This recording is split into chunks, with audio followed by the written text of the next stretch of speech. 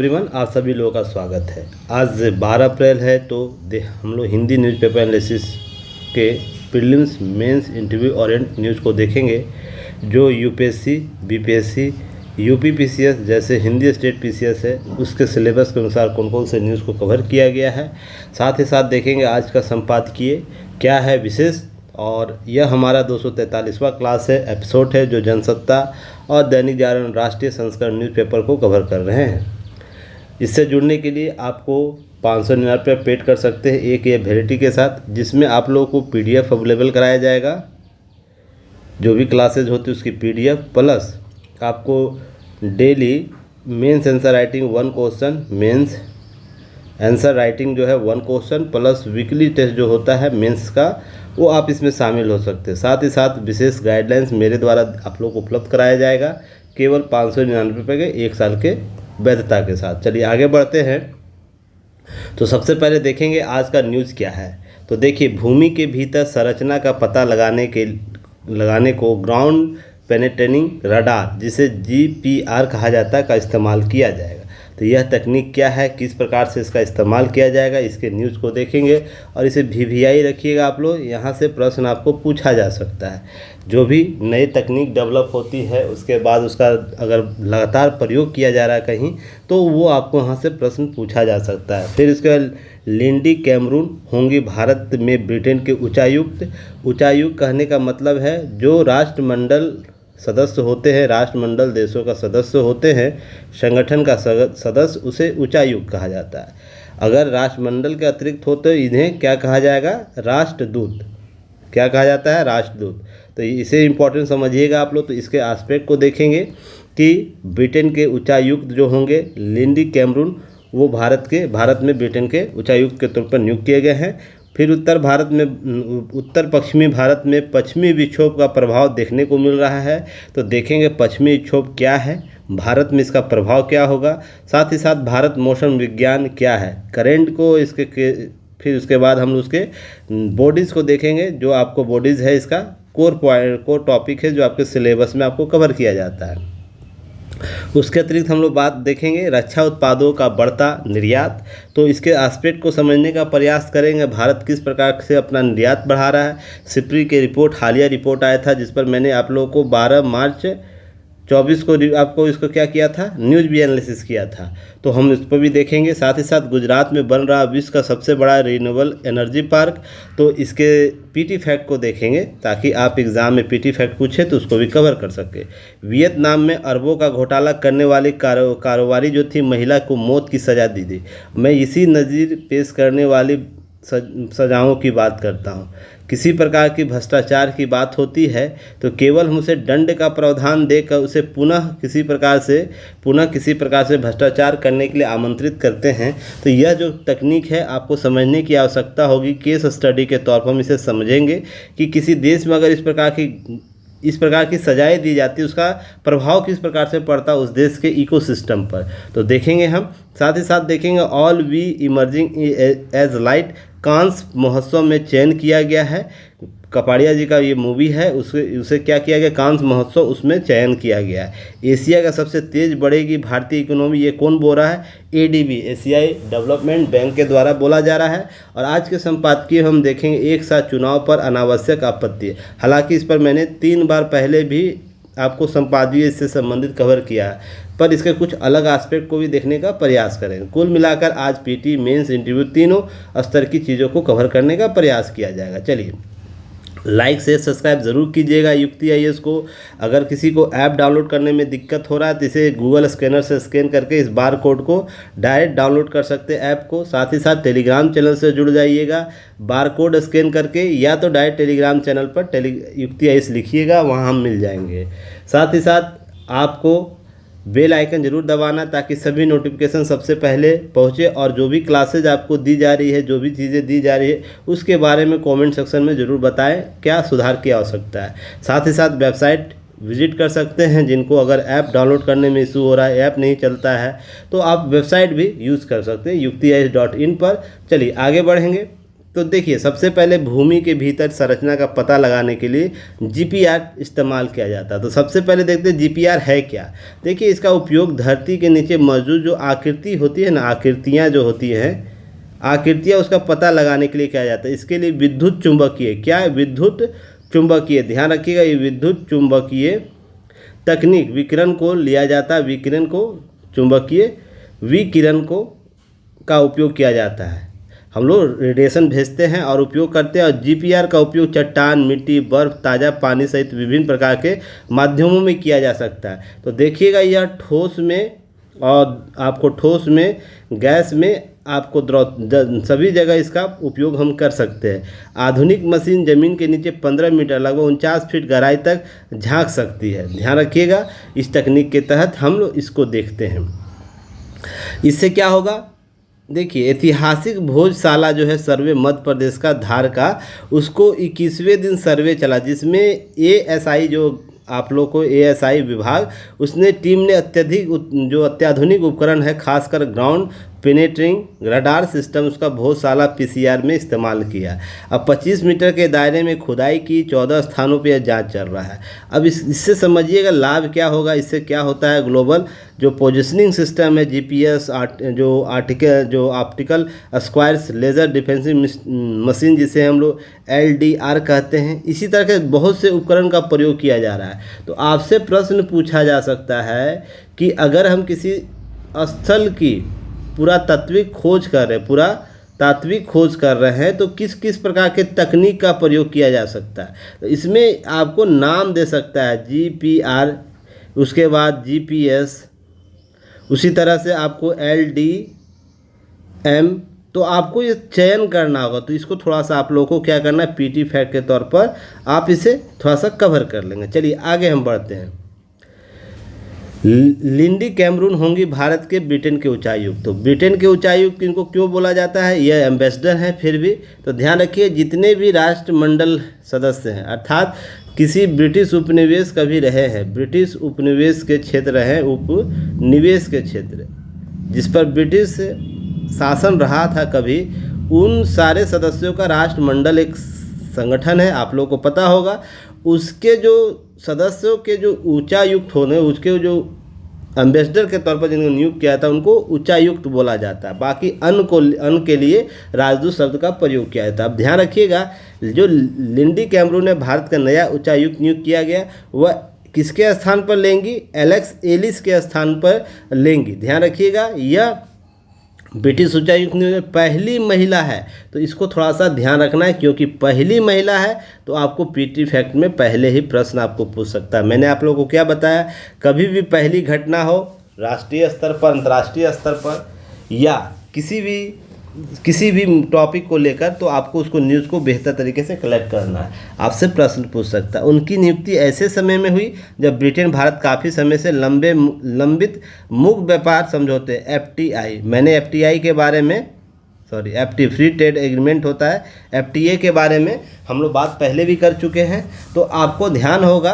Comment section में बताइएगा, Bharat 2-3 question बताइएगा, भारत किन देशों के साथ एफटीए किया हुआ है। अभी हाल ही में एक एफटीए और भी हुआ यूरोपीय संगठनों के साथ, तो उसके बारे में मुझे बताइएगा। और भी किन किन देशों के साथ एफटीए किया, यही सब पीटी फैक्ट आप लोगों को लगातार कमेंट सेक्शन में पूछता हूँ। ये सब लगातार आप करते रहिएगा तो धार बनी रहेगी आपकी। फिर चलिए मुझे एक क्वेश्चन और बताइएगा, राष्ट्रमंडल का कब गठन किया गया। जो राष्ट्रमंडल संगठन है, जो राष्ट्रमंडल, आप उसके बारे में मुझे बताइए, कब उसका हुआ, वर्तमान उसके निदेशक कौन है। ये सब चीज़ें आप पीटी फैक्ट में बता सकते हैं। चलिए इसके अतिरिक्त हम बात करेंगे, ध्यान रखिएगा, जो ब्रिटेन के उच्चायोग हैं उनके कैमरून एलेक्स एलिस हैं, लिंडी कैमरून को एलेक्स एलिस के उत्तराधारी के रूप में भारत में ब्रिटेन के उच्चायुक्त नियुक्त किया गया। कैमरून इस महीने अपना कार्यभार संभाल लेंगे। अब है कैमरून 2020 में ब्रिटेन में राष्ट्रीय साइबर सुरक्षा केंद्र की मुख्य कार्यकारी रही तथा उत्तरी आयरलैंड कार्यालय में महानिदेशक के रूप में भी कार्य कर चुकी है। तो इनके थोड़ा सा आपको पीटी फैक्ट जानकारी रखनी है, प्रश्न के तौर पर आपसे पूछ सकता है। अब देखिए इंपॉर्टेंट टॉपिक है यह, यह यूपीएससी के ज्योग्राफी वाले सेक्शन में जाएगा आपको, जहां पर पश्चिमी विक्षोभ की बात होती है। अब ध्यान रखिएगा, यह दो पश्चिमी विक्षोभ यहाँ पर अरब सागर में आने वाली उच्च नमी के कारण सप्ताह में आपको यह प्रभाव देखने को मिला। अभी आप महसूस कर रहे होंगे ठंड का मौसम आपको ठंड का एहसास हो रहा है, जिसमें जम्मू कश्मीर, हिमाचल प्रदेश, उत्तराखंड, पंजाब, हरियाणा, राजस्थान, उत्तर प्रदेश 13 से 15 अप्रैल तक गरज के साथ बारिश होने से बिजली कड़केगी, ये सब बातें हो रही है। तो इन क्षेत्रों में पश्चिमी विक्षोभ का प्रभाव देखने को मिलेगा। तो पश्चिमी विक्षोभ है क्या, तो इसे सबसे पहले देखने का, समझने का प्रयास करते हैं। तो ध्यान रखिएगा, पश्चिमी विक्षोभ क्या है। जब मेडिटेरियन सी से, ध्यान रखिएगा, इस सी से जब हवाएं चलती हैं और ईरान, अफ़गानिस्तान होते हुए, पाकिस्तान होते हुए भारत के मध्यवर्ती क्षेत्रों में आती है और यहाँ पर आपको क्या करता है, ड्राई विंड बनाता है, आपको नमी वाला क्षेत्र बनाता है। इसी को पश्चिमी विक्षोभ हम लोग कहते हैं। यह आपको इससे निकलेगा, मेडिटेरियन सी से निकलेगा, ईरान, अफ़गानिस्तान और पाकिस्तान होते हुए आपको यह जो उत्तर का क्षेत्र है, जिसमें दिल्ली, आपको ध्यान रखिएगा, दिल्ली, जम्मू कश्मीर को क्षेत्रों में, इन सारे क्षेत्रों में क्या करेगा, यह ड्राई विंड का निर्माण करता है। इसी के कारण यहाँ पर वर्षा होती है। तो इसको समझने का प्रयास कीजिए, पश्चिमी विक्षोभ क्या होता है, वेस्टर्न डिस्टर्बेंस क्या होता है, इसे समझने का प्रयास कीजिएगा। अब भारत मौसम विज्ञान, जिसे इंडियन मेट्रोलॉजी डिपार्टमेंट कहते हैं, तो सबसे पहले बताइएगा इसकी स्थापना कब हुआ है। ठीक है, चलिए, के अनुसार पश्चिमी विक्षोभ ऐसे तूफान को कहते हैं जो कैस्पियन या भूमध्य सागर में उत्पन्न होते हैं। तो मैंने अभी क्या बोला, कैस्पियन सागर या भूमध्य सागर में उत्पन्न होते तथा उत्तर पश्चिम भारत में गैर मानसूनी वर्षा के लिए जिम्मेदार होते हैं। जो उत्तर पश्चिम है यह क्षेत्र, या हम उत्तर भारत कह सकते हैं, यह आपको कहाँ तक, यूपी के बॉर्डर तक पहुँच सकता है। तो यह खासकर कहाँ प्रभाव होता है, भारत के उत्तर पश्चिम, अर्थात जम्मू कश्मीर, पंजाब, हरियाणा, दिल्ली जैसे क्षेत्र, राजस्थान जैसे क्षेत्र और मध्य यूपी तक। अभी ध्यान रखना है, यह इन्हें भूमध्य सागर में उत्पन्न होने वाले उष्णकटिबंधीय तूफान के तौर पर चिन्हित किया जाता है। यह एक निम्न दबाव वाला क्षेत्र होता है। ड्राई, अभी मैंने बात किया, निम्न दबाव वाला क्षेत्र होता है। तो उत्तर पश्चिमी भारत में अचानक वर्षा, बर्फबारी या कोहरे का कारक बनता है। अब ध्यान रखिएगा, पश्चिम से पूर्व दिशा की ओर चलती है, इसलिए इसे पश्चिमी विक्षोभ कहते हैं। पश्चिम से पूर्व करती है। अगर हम बात करें, यह उत्तर है, यह दक्षिण है, यह पूर्व है, यह पश्चिम है। तो देख रहे हैं आप, पश्चिम से पूर्व की ओर जा रही है। ठीक है, तो आपको इसलिए इसे पश्चिमी विक्षोभ कहा जाता है। विक्षोभ अत्यधिक ऊंचाई पर पूर्व की ओर चलने वाली वेस्टर्ली जेट धाराओं, जो वेस्टर्न जेट धाराएं के साथ यात्रा करती है। अगर एक फिगर की बात मैं यहाँ करूँ, देखिए यहाँ पर वेस्टर्न धारा के तौर पर यहाँ पर क्या, अत्यधिक ऊंचाई के पूर्व से चलने वाले वेस्टर्नली जेट धारा, अर्थात वेस्टर्नली जो जेट स्ट्रीम है उसके साथ यात्रा करती है। अगर हम नॉर्थ पोल की बात करें तो देखिए, जो 5 किलोमीटर के अंदर ही पोलर सेल बनाता है, जहाँ पर इसका प्रभाव देखने को मिलता है। जैसे यहाँ पर हाई प्रेशर होगा, अगर हम 60 डिग्री नॉर्थ में जाए तो देखिए 5 से ऊपर पहुँच जाता है, लगभग अप्रोक्स 8 के आसपास। और यहाँ लो प्रेशर बनता है, जिसे फेरल सेल के तौर पर देखते हैं। अब यहाँ पर पोलर जो फ्रंट होगा, यहाँ पर बारिश होगा। ठीक है, अब जहाँ पर लो प्रेशर होगा वहाँ बारिश होगा। फिर हाई प्रेशर 30 डिग्री पर देखने को मिलता है, जहाँ पर आपको कहाँ से 30 डिग्री की बात की जाए, आपको यहाँ पर देख रहे हैं 10 जो किलोमीटर की एटीट्यूड है उससे ऊपर देखने को मिलेगा।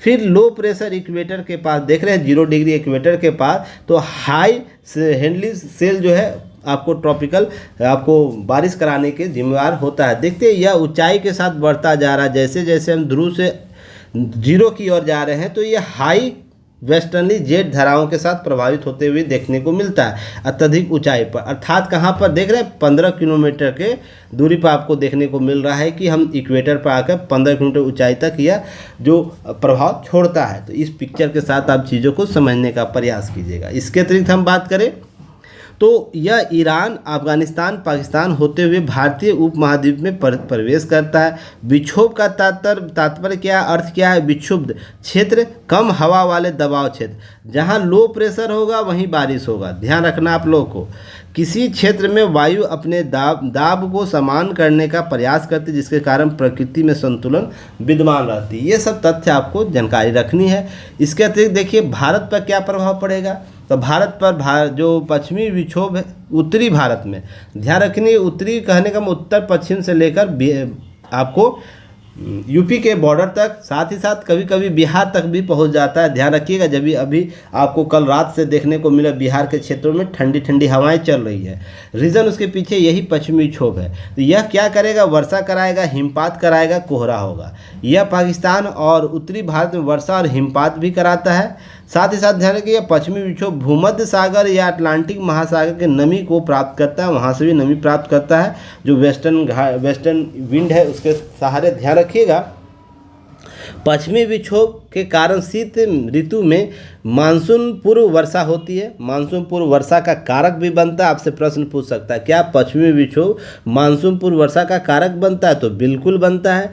उत्तरी महाद्वीप में रबी फसलें के विकास के लिए महत्वपूर्ण है। किसमें? उत्तरी महाद्वीप जो है 0 डिग्री से ऊपर जो रबी फसल रोपे जाते हैं उसके विकास के लिए यह महत्वपूर्ण है। अब ध्यान रखिएगा जो पश्चिमी विक्षोभ है हमेशा अच्छे मौसम के अग्रदूत नहीं होते। कभी कभी पश्चिमी विक्षोभ बाढ़ भी लाते हैं, फ्लैश फ्लड भी लाते हैं, भूस्खलन भी कराता है, धूल भरी आंधी लाता है, ओलावृष्टि करेगा, शीतलहर जैसे चरम मौसमी घटनाएं भी कारण बन जाती है। ये सब कारण आपको देखने को मिलता है। अप्रैल और मई के महीने में, गर्मियों के महीने के दौरान क्या करेगा, पश्चिमी विक्षोभ पूरे उत्तर भारत में प्रवाहित होते हैं और समय समय पर उत्तर पश्चिमी भारत के कुछ हिस्सों में मानसूनी की सक्रियता को मदद कर देती है, बढ़ा देती है।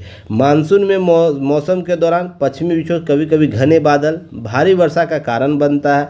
देखिए मानसून के भी समय आता है, जरूरी नहीं कि अभी अप्रैल मई में भी आए। अब है कमज़ोर पश्चिमी विक्षोभ पूरे उत्तर भारत में फसल उपज में विफलता और जल की समस्याओं से संबंधित है। मजबूत जो पश्चिमी विक्षोभ है निवासियों, किसानों और सरकारों के जल में कमी से जुड़ी कई समस्याओं से बचने में मदद करता है। कुल मिलाकर यह पॉजिटिव और नेगेटिव दोनों इम्पैक्ट देता है भारत के क्षेत्रों में। अगर इसके अतिरिक्त हम बात करें भारत मौसम विज्ञान विभाग का, IMD का, इंडियन मेट्रोलॉजिकल डिपार्टमेंट का, तो ध्यान रखिए इसकी स्थापना 1875 में भारत सरकार के पृथ्वी विज्ञान मंत्रालय की एक एजेंसी के तौर पर अभी वर्तमान में यह जानी जाती है। अब मैंने आप लोगों को जब गवर्नर जनरल पढ़ाया था कल टॉपिक वाइज MCQ सीरीज़ में, लास्ट क्लास जो लिया था गवर्नर जनरल, तो इस विभाग की मैंने बात की थी। किसके शासनकाल में हुआ था मुझे आप बताइएगा कमेंट सेक्शन में। अब यह मौसम संबंधी टिप्पणियां करता है, मौसम पूर्वानुमान करता है, भूकंप विज्ञान की उत्तरदायी प्रमुख एजेंसी के तौर पर यह काम करता है। IMD विश्व मौसम विज्ञान संगठन 6 क्षेत्रीय विशिष्ट मौसम विज्ञानों के केंद्र के तौर पर भी स्थापित है, उसे जाना जाता है। अर्थात विश्व मौसम विज्ञान संगठन उसका एक सहभागी संगठन यह है। अब यह नई दिल्ली में उष्णकटिबंधीय चक्रवातों का क्षेत्रीय विशिष्ट मौसम विज्ञान केंद्र उत्तरी हिंद महासागर क्षेत्र में चक्रवातों के नामकरण के लिए उत्तरदायी है। देखते हैं हिंद महासागर में चक्रवातों का नाम पड़ता है, जो हिंद महासागर में जो भी क्षेत्र देश है जैसे पाकिस्तान है, ईरान है, ओमान, ये सब क्षेत्र जो है यह फिर उसके बाद क्या करता है, नामकरण, चक्रवातों का नामकरण आपको देता है। तो यह भी इसी के द्वारा किया जाता है। इसका मुख्यालय कहाँ? नई दिल्ली। क्लियर है? चलिए आगे बढ़ते हैं।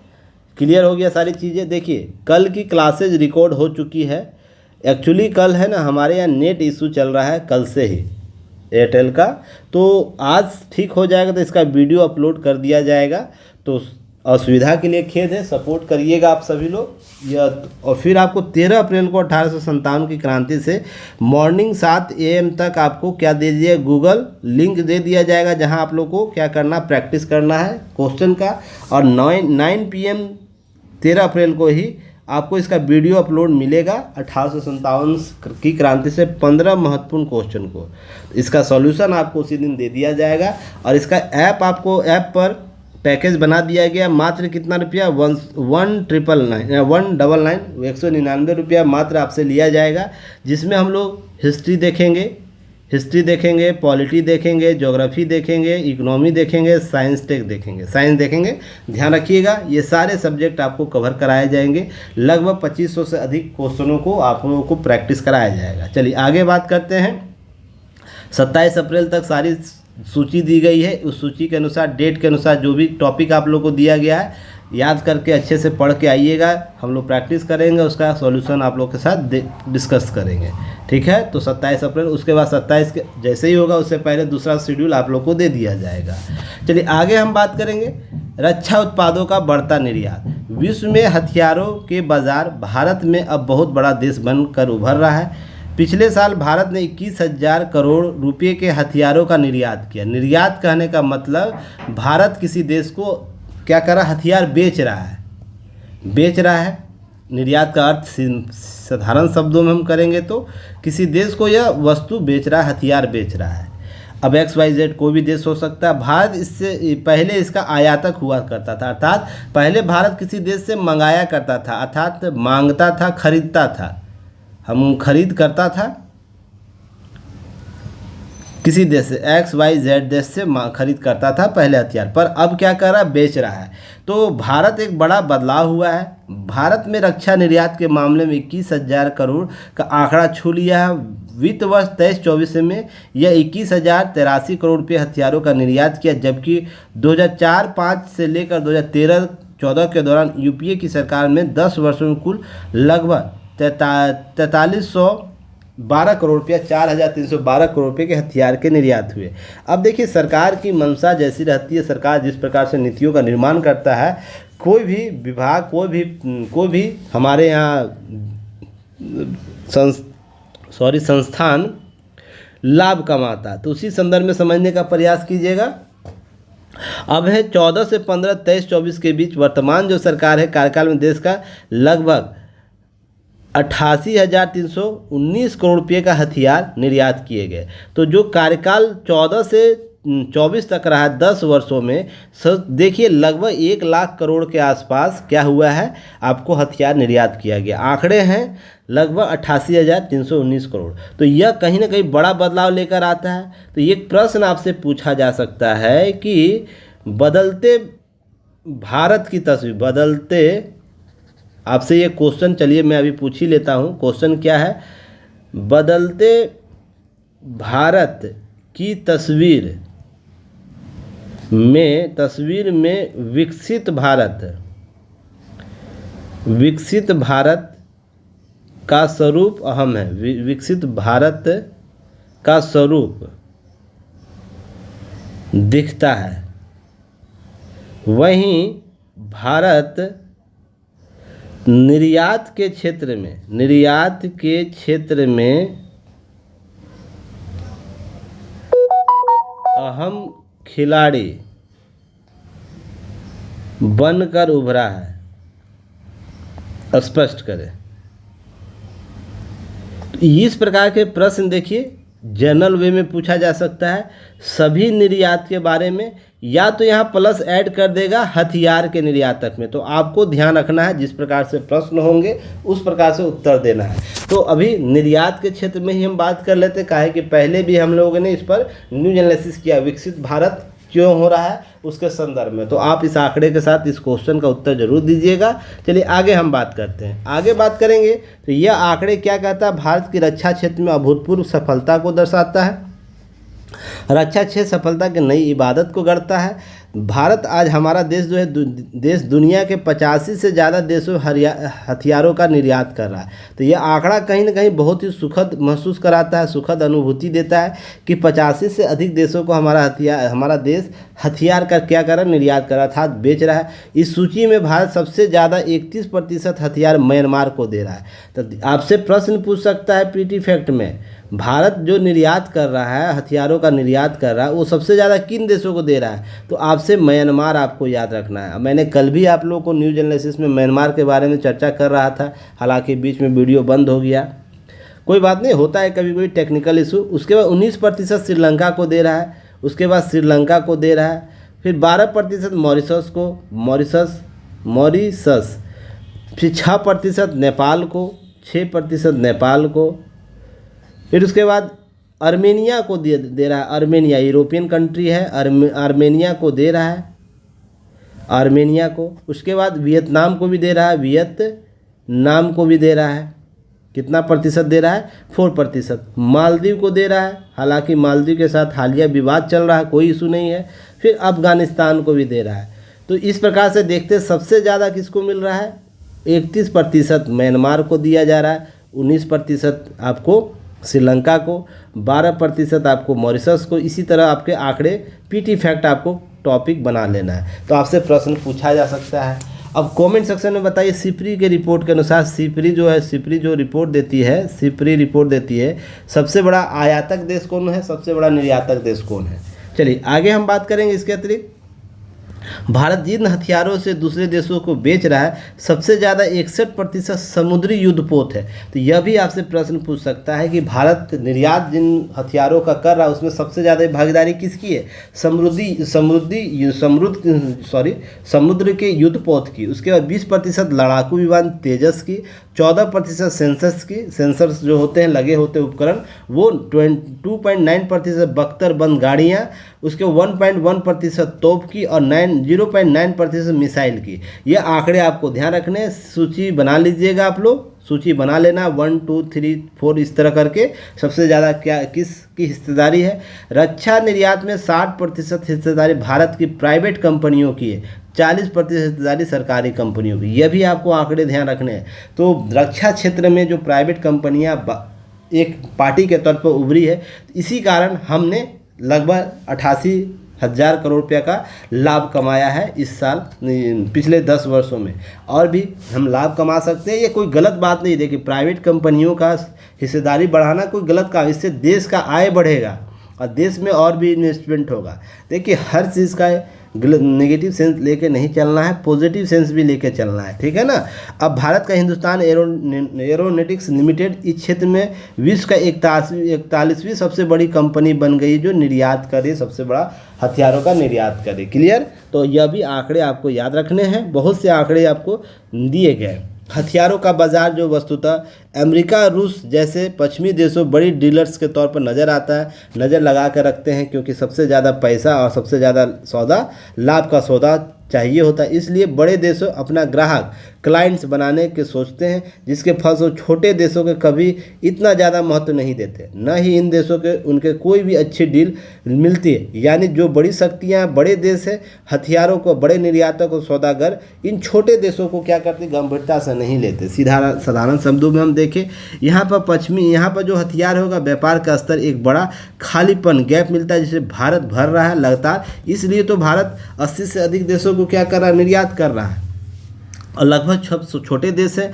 हथियारों के बाजार में इन छोटे देशों ऐसे लोग चाहिए जिन्हें गंभीरता से ले, सस्ते दामों पर अच्छे हथियार दे। भारत अब इसी कमी को पूरा करने में तेज़ी से आगे बढ़ रहा है और भारत लगातार इसमें सफलता भी अर्जित कर रहा है। 88,000 से अधिक निर्यात किया है। भारत तीसरी दुनिया के देशों की पहली पसंद बनता है। तीसरी दुनिया कहने का मतलब, पहली दुनिया उसे कहते हैं जो विकसित है, दूसरी दुनिया वो है जो विकासशील है, ठीक है ना, विकासशील है, विकासशील राष्ट्र है। और तीसरी दुनिया वो है जो अभी अल्प विकसित है। ध्यान रखिएगा, आपको इसे समझने का प्रयास कीजिए। छोटे देश है और इन देशों में भारत की मित्रता बहुत बेहतर है, तो इसको लेकर भारत इसका लाभ ले रहा है। अब कुछ आंकड़ों पर है, भारत की एक अलग पहचान है कूटनीति के तौर पर, डिप्लोमेसी के तौर पर। कोविड के समय भारत ने अपनी जिम्मेदारी समझते हुए इन छोटे देशों को मदद की थी, इन देशों को मुफ्त में वैक्सीन भिजवाई थी, जिससे रक्षा निर्यात में भारत कूटनीति अपना रहा है। इस समय दुनिया का हथियार बनाने बेचने में केवल 48 देश है, ध्यान रखिए, केवल 48 देश है जो हथियार क्या करती है, बनाने में और उसे बेचती है। इसमें भी प्रमुख 5 देश है जो दुनिया में लगभग 76.5% हथियार का निर्यात करते हैं, जो सिपरी के रिपोर्ट में आपको आता है। ध्यान रखिएगा, पूरी दुनिया में बाजार में अमेरिका 40% योगदान देता है। कितना देता है अमेरिका 40% देता है। ध्यान रखिएगा, रूस की हम बात करें, रूस 16% इसका योगदान है। हम फ्रांस की बात करें, 11% योगदान है। चीन की बात करें तो 5.2% की इसका योगदान है। और जर्मनी ध्यान रखिएगा, वो कितना है, 4.2% है। क्या करता है, निर्यात करता है, अर्थात यह दूसरे देशों को हथियार अपना बेचता है। अर्थात वैश्विक बाजार में हम बात करें, वैश्विक बाजार में हिस्सेदारी जो इसका है बेचने में, वस्तुओं के, हथियारों के बेचने में, यह देखने को मिलता है। भारत इन 48 देशों की सूची में वैसे तो अभी 40वें स्थान पर है, लेकिन जिस देश ने यूपीए कि 10 वर्षों का सत्ता के दौरान केवल 4300 करोड़ रुपया का हथियार निर्यात किए थे। अब वह देश यदि केवल एक साल के भीतर 21,000 करोड़ से ज़्यादा का हथियार निर्यात कर सकती है तो देश वास्तव में एक अभूतपूर्व सफलता है। अब यह लगातार आंकड़े बढ़ेंगे। देखिएगा, अभी भारत 40वें स्थान पर है ना, जल्द ही वह टॉप 10 में आ जाएगा। आप 10 साल 15 साल वेट कीजिए, भारत टॉप 10 की सूची में यह होगा, क्योंकि जिस गति से यह छोटे देशों को हथियार बेच रहा है ना, उस गति से इसे अधिक लाभ कमाएगा। अभी 10 साल में वो क्या किया, 10 वर्ष में लगभग 88,391 करोड़ रुपया कमाया है ना। आप सोच की गुना कर लीजिए इसी के अनुपात में। अगर इसी के अनुपात में अपने लगभग 5% का भी वृद्धि किया वार्षिक बाजार में, तो यह कितना वृद्धि कर जाएगा, सोच के देखिए, आप आंकड़े लगा सकते हैं। अगर हम सिपरी की रिपोर्ट देखें, ध्यान रखिए, दुनिया सबसे बड़ा हथियार आयातक देश सिपरी के तौर पर भारत को बोला था, जो आपको 11 मार्च की रिपोर्ट आई थी 2024 को, तो जिस पर मैंने 12 मार्च को आप लोगों को न्यूज़ एनालिसिस कराया था, उसमें सारे आंकड़े दिए गए, तो आप लोग उस न्यूज़ को जाकर वहाँ देख सकते हैं। अब ध्यान रखिएगा कि भारत क्या कर रहा है, 14 से 23 के बीच भारत 14 से 23 के बीच हथियारों का आयात 4.7% की वृद्धि हुई। यह Stockholm International Peace Research Institute SIPRI ने अपनी रिपोर्ट में यह जानकारी दी है। अगर हम इस सिपरी के रिपोर्ट के अनुसार देखें तो शीर्ष आयातक देश में भारत है, सऊदी अरब है, कतर है, यूक्रेन है, पाकिस्तान है। यह 5 देश याद रखना शीर्ष।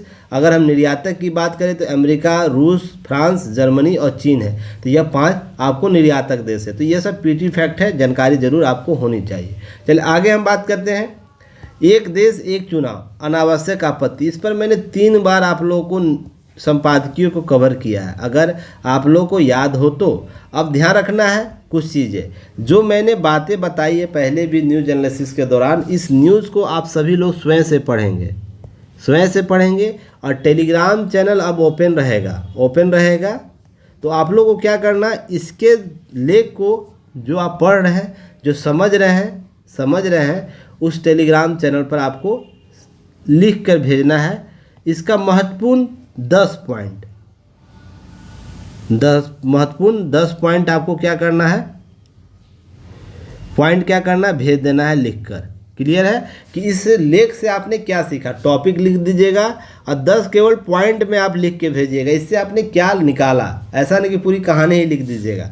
यह ज़रूरी है आपके स्व आकलन के लिए। देखिए, स्वयं आकलन आपका आवश्यक है।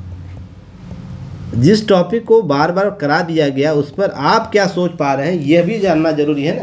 इसलिए कुछ नए आइडियाज़ आप आता है तो उसे इम्प्लीमेंट करने का प्रयास किया जाता है। बस आप लोग उसमें सपोर्ट कीजिए, ठीक है ना, सपोर्ट कीजिए, सहयोग कीजिए और उसका लाभ देखिए कितना बेहतर लाभ होगा। ऐसे जो भी समझ में आ रहा है वो लिखना है, ऐसा नहीं कि आपको नहीं लिखना है, मुझे नहीं आता है, डिनाई एकदम नहीं करना। सभी बच्चे, जितने बच्चे एक्टिव हैं टेलीग्राम चैनल पर, सभी लोग क्या करेंगे, इसका की पॉइंट लिख के 10 पॉइंट महत्वपूर्ण पॉइंट लिख कर भेजेंगे। यह अनिवार्य है, ठीक है ना। चलिए आगे हम बात करते हैं। गुजरात में बन रहा है दुनिया का सबसे बड़ा रिन्यूएबल एनर्जी पार्क। तो फिर आपको यह, जैसे ही रिन्यूएबल एनर्जी की बात होगी, COP26 की बात होगी, जिसमें भारत सरकार के द्वारा पंच तत्व की बात की गई थी, है ना, पंच तत्व लक्ष्य की बात की गई थी, तो उस लक्ष्य को लिख के भेजना है, ठीक है ना। यह याद कर लीजिए, 2070 तक यह आपको याद रखनी है, इस एनर्जी से संबंधित जो लक्ष्य बनाए गए हैं।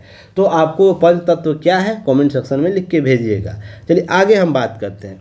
अदानी समूह ने, जो कंपनी है Adani green energy limited, Gujarat के कच्छ जिले के खेवड़ा, याद रखिएगा, खेवड़ा में दुनिया के सबसे बड़ा रिन्यूएबल एनर्जी पार्क बना रही है।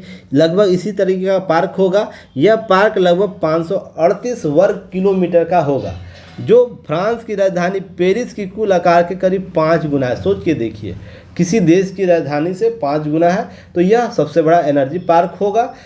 जो अदानी ग्रीन ग्रुप है, ध्यान रखिएगा, जो प्रबंध निदेशक जैन हैं, उनके अनुसार पार्क की कुल क्षमता 30 गीगावाट होगी। कितना गीगावाट होगी? 30 गीगावाट होगी। और आप लोगों को मैंने आंकड़े दे रखे हैं इसी महीने के शुरुआत में। जो रिन्यूएबल एनर्जी है उसके भारत ने कितने गीगावाट का क्षमता अर्जित कर ली है आपको मैंने दे रखा है, कमेंट सेक्शन में वो भी बताना आप लोगों को। आपको तो मैं पहले से ही बताता ना, कोई ऐसा पार्ट नहीं है जिसके बारे में मैंने आप लोगों को पूर्व में उसकी जानकारी नहीं दी है। अब बताइए, रिन्यूएबल एनर्जी का लक्ष्य मैं बता रखा हूँ, फिर आपको यह जितना भारत क्षमता अभी तक डेवलप किया है वो भी बता चुका हूँ। अभी हाल ही में आप लोगों को MCQ सीरीज़ में आप लोगों को भारत की नवीकरणीय ऊर्जा क्षमता भी बताया था। तो सारे चीज़ों को ध्यान में रखना है। अब कंपनी इसमें कितना निवेश करेगी? 1.5 लाख करोड़ का निवेश करेगी, तो बहुत बड़ी राशि है। मार्च 2025 तक 4 गीगावाट क्षमता और जुड़ जाएगी, तो यह लगभग कितना हो जाएगा? 34 गीगावाट क्षमता के तहत काम करेगा। ध्यान रखिएगा, अभी क्या हो रही है, 2 गीगावाट रिन्यूएबल एनर्जी उत्पादन शुरू हो गया है और यह 25 तक 4 और जुड़ जाएगी, तो यह कुल जो गीगावाट प्राप्त करने के लक्ष्य के करीब पहुंचते हुए हम लोग धीरे धीरे पहुंचेंगे। ध्यान रखिएगा, हर वर्ष 5 गीगावाट क्षमता बढ़ाई जाएगी, तो यह लक्ष्य कितने वर्ष? 5 गीगावाट लक्ष्य बढ़ाया जाएगा इसके उत्पादन में, तो यह भी एक महत्वपूर्ण उपलब्धि के तौर पर देखा जाएगा। अब यह पार्क पाकिस्तान के अंतर्राष्ट्रीय बॉर्डर से सिर्फ 1 किलोमीटर दूर है, तो उसे भी थोड़ा सा दिखाना है, आँख भाएगा, उसे थोड़ा सा चुभेगा कि पाकिस्तान देखो भारत क्या कर रहा है, इंडिया क्या कर रहा है। तो यह देखिएगा 30 किलोमीटर की प्रस्तावित जो क्षमता है, सौर ऊर्जा की हिस्सेदारी 26 गीगावाट, पवन ऊर्जा से 4% होगी। इसमें देख 26% क्या होगी? सौर ऊर्जा, और जो 4% पवन ऊर्जा, अर्थात यह पवन ऊर्जा भी होगी प्लस सौर ऊर्जा भी होगी। देखिए यहाँ पर पवन ऊर्जा बनाया गया है और सौर ऊर्जा यह है प्लेट। अब ध्यान रखिएगा, इस पार्क में 81 अरब यूनिट बिजली उत्पादन होगा, जो बेल्जियम, चिली, स्विट्जरलैंड जैसे देशों की मांग जो है, डिमांड है ऊर्जा की, वो पूरा कर सकता है। यह थोड़ा पीटी फैक्ट है, इसे जानकारी आप लोग को जरूर रखनी चाहिए। अब देखिए वियतनाम में, अगले टॉपिक पर आते हैं। वियतनाम में जो अरबों का घोटाला करने वाली कारोबारी जो महिला को मौत की सज़ा दी गई। देखिए, यह किसी देश की आंतरिक निर्णय हो सकता है। लोकतंत्र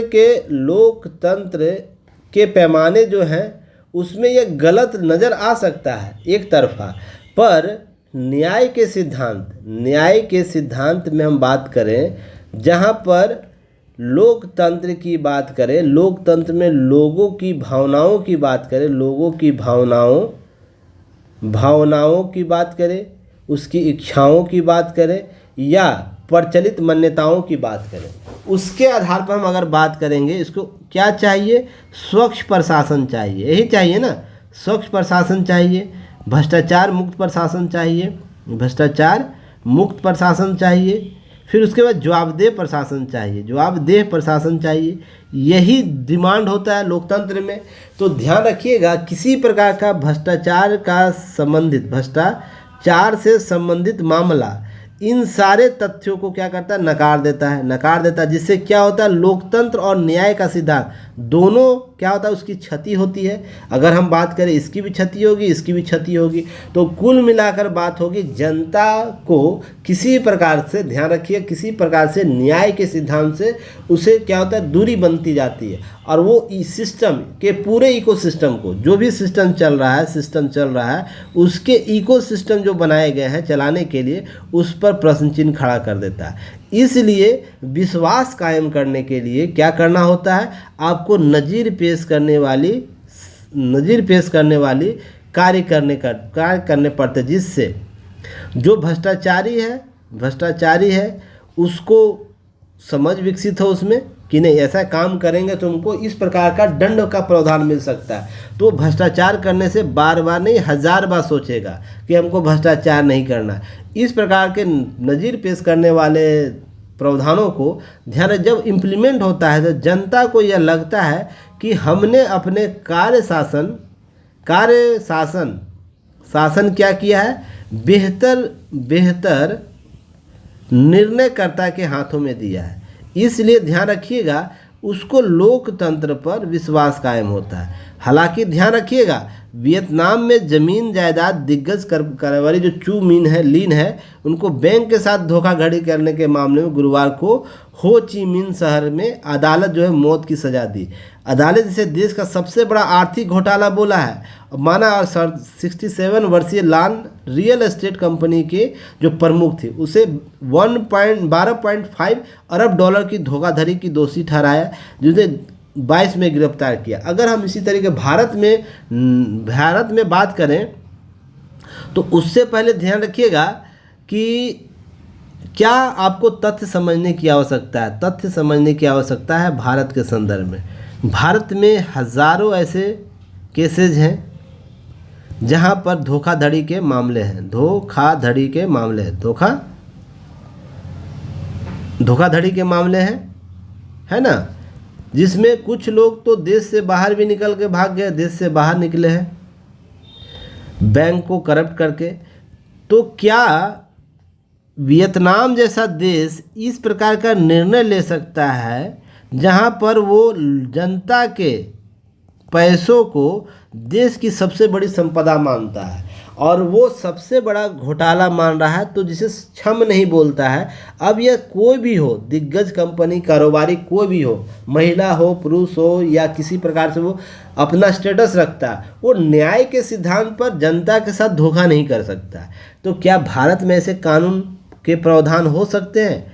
क्या भारत में ऐसे प्रावधानों को लागू करने की प्रक्रिया अपनाई जा सकती है? तो केस स्टडी के तौर पर आपको यह समझना होगा, बिल्कुल हमारे देश में ऐसी प्रक्रिया अपनाई जाने की आवश्यकता है जहां पर लोकतंत्र, देखिए लोकतंत्र को मजाक बना के रखे हुए, लोकतंत्र के सारे संस्थानों का मजाक बना कर रखा हुआ है पूरा इकोसिस्टम। ऐसा नहीं केवल सरकारी बिरादरी जो सरकारी जो लोग हैं वही इसके लिए जिम्मेदार है, जो निजी हाथ है वो भी जिम्मेदार है। हम किसे सपोर्ट करते हैं? भ्रष्टाचारियों को सपोर्ट करते हैं। अभी देखिएगा लोकसभा का चुनाव हो रहा है ना, और प्लस कुछ राज्यों में विधानसभा का चुनाव हो रहा है। तो कितने लोग भ्रष्टाचार के मामले में गिरफ्त हैं? सिप्री का रिपोर्ट जस्ट आएगा चुनाव के बाद, तो उसमें देखिएगा लगभग 50% से अधिक लोग क्या होंगे, भ्रष्टाचार के मामले से क्या होंगे, कहीं ना कहीं सज़ा का प्रावधान उन पर लागू होगा, केस चल रहा होगा या कुछ ऐसे। वो चुनाव में समान रूप से भाग लेते हैं, उनको जीत भी दर्ज होती है। अर्थात कहने का मतलब जनता ही उसे सपोर्ट कर रही है, जनता ही सपोर्ट कर रही है। मान लीजिए वो चुनाव में खड़े होते हैं, उनका अधिकार है खड़ा होना, अब जनता उसे वोट ही नहीं देगी, उसे चुनाव में जीत ही दर्ज नहीं करने देगी, तो वो कैसे चुनाव में खड़ा हो पाएंगे, या कोई पार्टियाँ कैसे उसको अपना कैंडिडेट बना सकती है। इस चीज़ को समझिएगा। केवल हम सरकारी तंत्रों को जवाबदेह नहीं बोल सकते हैं कि सरकारी तंत्र ही कि भ्रष्टाचार उन्मूलन का कार्य नहीं कर रही ढंग से। जनता की सहभागिता भी आवश्यकता है, अब भारत जैसे देश में इसकी सबसे ज़्यादा इम्पॉर्टेंट है। अगर मान लीजिए किसी घोटाले को, अगर मैं सिंपल सा आधार पर एक एग्जाम्पल दूँ कि चारा घोटाला मामला तो बहुत दिनों से चल रहा है ना, फिर भी माननीय जो हैं सांसद रह चुके हैं, सीएम रह चुके हैं, उनके विरुद्ध कोई बोल देगा तो पूरा इकोसिस्टम काम करने लगता है।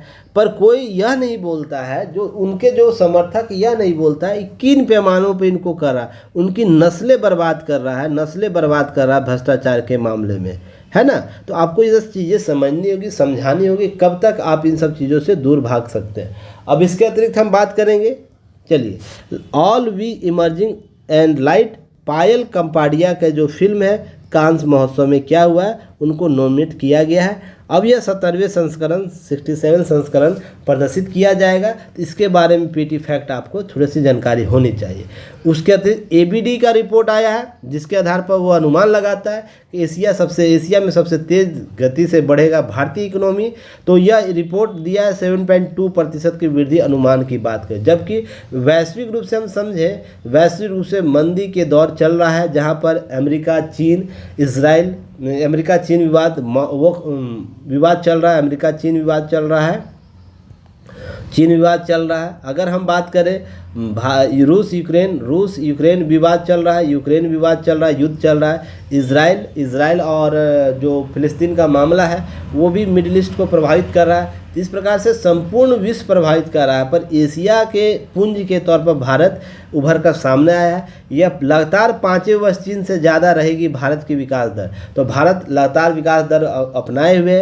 अगर हम बात करें कि भारत 24-25 के दौरान जीडीपी वृद्धि दर 7.2% रहेगी, वही इन दिनों के दौरान चीन सालाना विकास दर क्रमशः 4.8% और 4.5% रहने की बात कही है। एबीडी क्या है, कमेंट सेक्शन में बताइए। इसके बारे में हम लगातार चर्चा की। एशियाई डेवलपमेंट बैंक क्या है, किस देश का संगठन के तौर पर इसे स्थापित किया गया था, इसका ओरिजिन संगठन कौन है, इसके वर्तमान निदेशक कौन है। कुल मिलाकर बात आपको इसके संदर्भ में याद रखनी है। चलिए फिर कल मिलते हैं नए न्यूज एनालिसिस के साथ। तब तक के लिए धन्यवाद और ध्यान रखिएगा, सभी चीज़ें समय के साथ निर्धारित होंगी। कुछ लिंक आप लोग को दिए जाते हैं, उसका उपयोग कीजिएगा। युक्ति है इसका ऐप आपको लिंक अवेलेबल करा दिया गया है, आपको स्टोर से जाकर आपको डाउनलोड कर लीजिएगा ताकि इसका लाभ ले सके। कोई भी पैकेज है, संबंधित पैकेज से आप जुड़ सकते हैं, उसका लाभ ले सकते हैं। कोई भी क्यूरी हो तो दिए गए नंबर से बात कर सकते हैं, समस्या का निदान कर सकते हैं। लाइक शेयर सब्सक्राइब जरूर कीजिएगा, बेल आइकन को जरूर दबाइएगा। सारे नोटिफिकेशन सबसे पहले आप तक पहुँचेंगे और आप अपने दोस्तों के साथ हमारे चैनल को शेयर करें। चलिए धन्यवाद, जय हिंद।